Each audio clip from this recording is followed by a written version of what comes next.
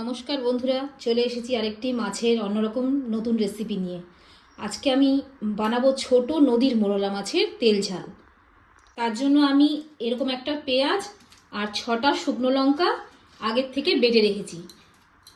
আর নিয়েছি এখানে কালো জিরে, টমেটো কুচি, 4টা কাঁচা লঙ্কা, আর এখানে এইরকম একটা চামচের 1 চামচ হলুদ গুঁড়ো আর 1 চামচ লাল কাশ্মীরি লঙ্কার গুঁড়ো, আর ধনেপাতা তো লাগবেই, ওটা লাস্টে দেব।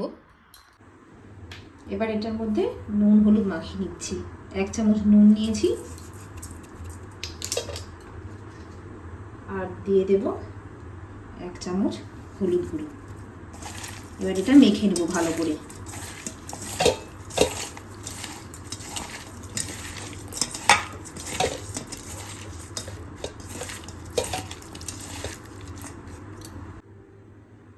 এখানে আমি কড়াইয়ে তেল দিয়ে দিয়েছি, এবার মাছগুলো ভেজে নেব।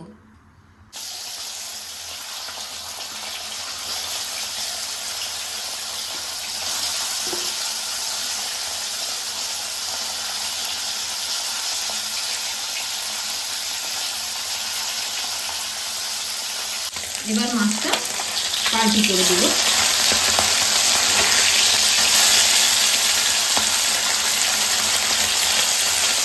একটু কড়া করে মাছটা ভাজবো বন্ধুরা, খুব কড়াভাবে মাছটা ভেজে নিয়েছি। এবার কড়াইয়ে আরো খানিকটা সর্ষের তেল দিয়ে দেব।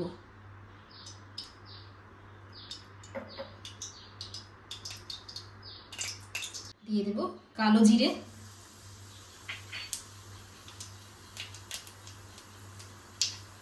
এরপর দিয়ে দেব পেঁয়াজ আর শুকনো লঙ্কা বাটা।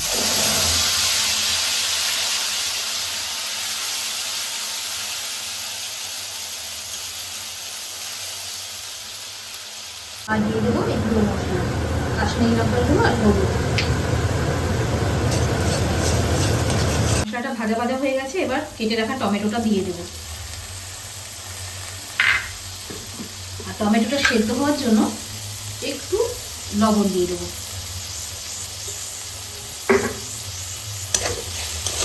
এবার ঢেকে ঢেকে টমেটোটা সেদ্ধ করে নেব।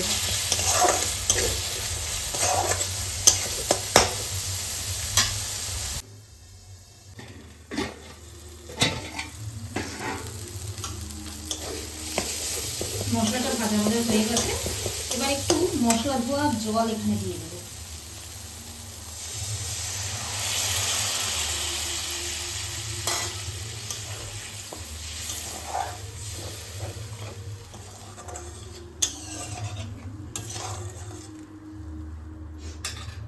আরো একটু লবণ দিয়ে দেব। মাছে বেশি করে দেওয়া আছে তাই কম করে দিলাম।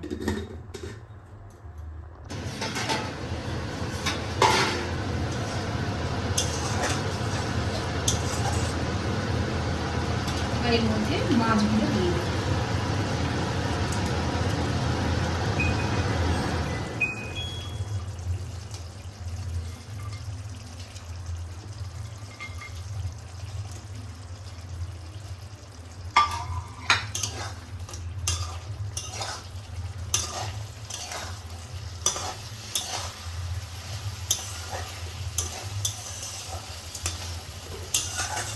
এবারও কম করে আঁচটা ঢেকে ঢেকে সেদ্ধ করে দেব।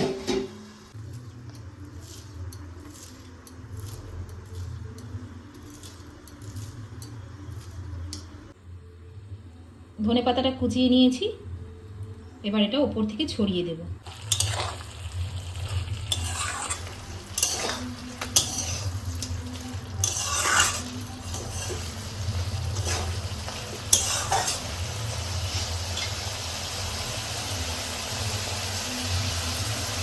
দিয়ে দেব কাঁচা লঙ্কা,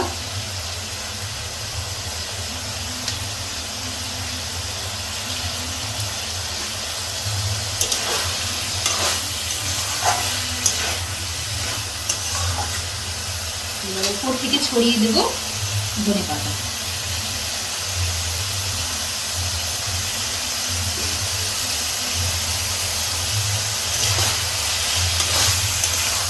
বন্ধুরা, আপনারা এই রান্নাটা অনেকেই খেয়েছেন আদা রসুন বাটা দিয়ে, তবে একবার এইভাবে শুধু পেঁয়াজ আর শুকনো লঙ্কা বাটা দিয়ে বানিয়ে খাবেন, দেখবেন ওই স্বাদের থেকে এই স্বাদটা আপনাকে আরও বেশি ভালো লাগছে।